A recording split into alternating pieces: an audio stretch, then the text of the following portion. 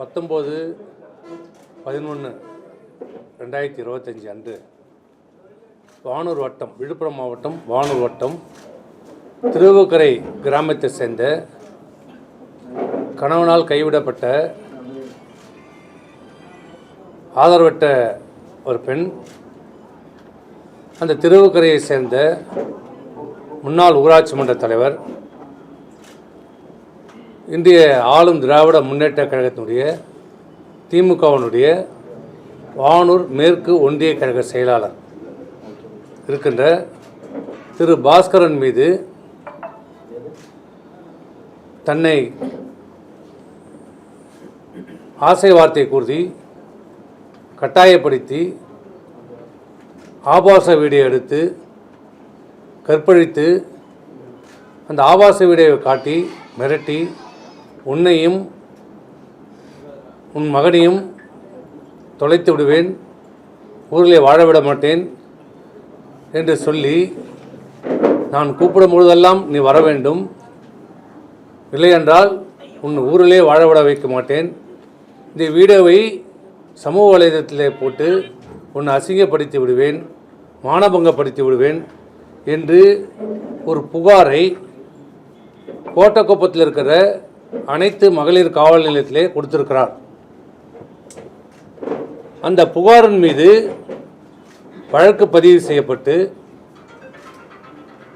குற்றப்பிரிவு BNS புதிய சட்டத்தின்படி, பழைய IPCனா 376, இன்றைய புதிய சட்டப்பிரிவில் 64 என்பது கற்பழிப்பு, ரேப்.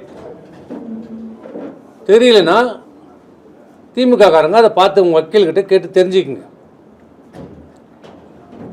எந்த காவல் நிலையம் இன்றைக்கு ஆளுகின்ற திராவிட முன்னேற்ற கழகம், அதனுடைய காவல்துறை அமைச்சராக இருக்கிற யார் காவல்துறை அமைச்சராக இருக்கிறாரு?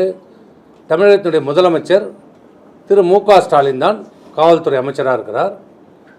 அவருக்கு வருகின்ற இந்த காவல் நிலையம், அனைத்து மகளிர் காவல் நிலையம்,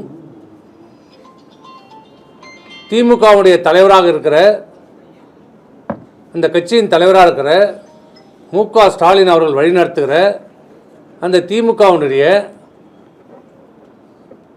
விழுப்புரம் மாவட்டத்தினுடைய மாவட்ட கழக செயல் பொறுப்பில் இருக்கிற மத்திய மாவட்டத்தினுடைய பொறுப்பாளராக இருக்கிற விழுப்புரம் நகரத்தினுடைய சட்டமன்ற உறுப்பினராக இருக்கிற, தொகுதியுடைய சட்டமன்ற உறுப்பினராக திரு லட்சுமணன் பேரிலே 3 மாதங்களுக்கு முன்பு அந்த வானூர் மேற்கு மாவட்டத்திற்கு திமுகவுடைய பொறுப்பாளராக போடப்பட்ட திரு பாஸ்கரன் மீது தான் இந்த கற்பழிப்பு புகார் வழக்காக பதிவு செய்யப்பட்டிருக்கிறது.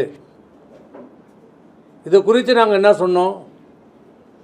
குற்றம் சாட்டப்பட்ட கற்பழிப்பு புகார் வழக்கு பதிவு செய்யப்பட்டிருக்கிற திரு பாஸ்கரன் மீது தமிழக காவல்துறை, விழுப்புரம் மாவட்ட காவல்துறை உடனடியாக நடவடிக்கை எடுக்கப்பட வேண்டும், துரிதமாக விசாரிக்கப்பட வேண்டும், பாதிக்கப்பட்ட பெண்ணுக்கு பாதுகாப்பு கொடுக்கப்பட வேண்டும், அவருக்கு உரிய நிவாரணம் வழங்கப்பட வேண்டும், நியாயம் வழங்கப்பட வேண்டும் என்று தான் நாங்கள் கோரிக்கை வச்சோம்.